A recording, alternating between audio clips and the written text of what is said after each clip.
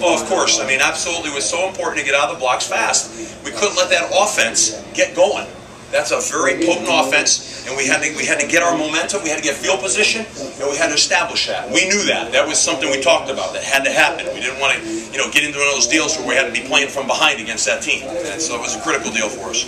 Looks like Bernard maybe pulled up a little bit at the end of that last touchdown run. Did he tweak something there? Or? He just in a tough physical football game. It gets banged around a lot in there now. You start running power run game like that, so he just, he's good. He's enjoying that locker room like everybody else right now. Rob had his shoulder and his sling. I don't know. I can't answer. I just don't know that. We went in there, celebrated as a team, talked, visited about what's important this weekend, etc. I don't know anything about the rest of those things. I haven't been, appraised of the details yet.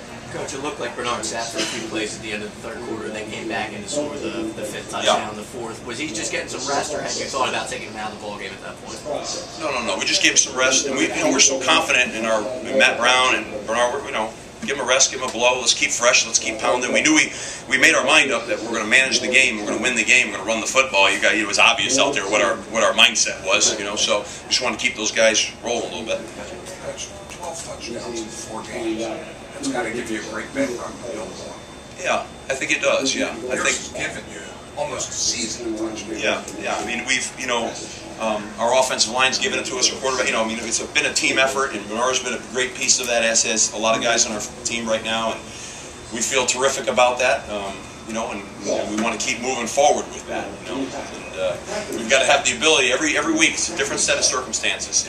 Some weeks you can run that power game, some weeks you can't. We just got to be able to adapt to what comes our way. That's another piece. Steve, you essentially shut out your starting offense, like a high-octane offense. It was going no-huddle. What got them off track early? Was it hitting O'Brien a few times? Was it? Probably. I think that, coupled with the fact that we wouldn't let them back on the field. Our offense had 19 minutes of possession in the first half and 41 minutes of possession for the game. I mean, that gets an offense out of rhythm. It happened to us a week ago. We got a little out of rhythm. We couldn't get a rhythm going. People say, why don't you do this? Why don't you do this? Why don't you do this? Because we weren't moving the line of scrimmage and we didn't get in a rhythm. Sometimes an offense you got to get in a rhythm. Well, we didn't let them get in a rhythm today. And that was something we needed to do. The first 2 drives, Rodriguez and Stewart releasing that. Yeah. You guys talk about the extra dimension that Rodriguez brought to this game. He's a talented tight end who can block and run and catch. He's got a lot of diversity in his game. And, we wanted to utilize him. We came right out and threw play action pass on the first play. We felt like, we looked at our tendencies a little bit and said, we got to balance this thing back out again. So, that's why we did what we did. It wasn't real complicated. And, we felt like, especially in game 3, we really, had a heavy tendency we wanted to get corrected. So, but then once, of course, you start, once you start running that ball like that, then you're going to do whatever you got to do at that point. You're not worried about it anymore. But going in, that was our mindset. We were going to, throw the ball a little bit more on first down. To be honest with you. The short passing game and the run pass options, are those the things that Chester does best? You know what? Honestly, in practice, he's done all the things, deep ball, everything well. He really has. So I evaluate what I see, and he has. What I saw today is what I expected based on what I've seen. And that's all I can look at. I'm not a historian, but based on what I see, and so I felt confident in giving him an opportunity. He throws the ball well. I heard some commentary. Some of the one guys are running the quarterback, one guy's a throw. I'm like, wow, okay, good. If that's what you think, it's not what we think, So I told you we wanted to play one quarterback. It was more about had to do with who could lead the team more than anything else. It wasn't going to be a 2-quarterback system. It just happened to play out where we were playing a couple of them a little bit. Steve, when you got here, I know you can't account for what happened because when you got here, where was Chester's confidence that you have to deal with the visibility he sits for the first game?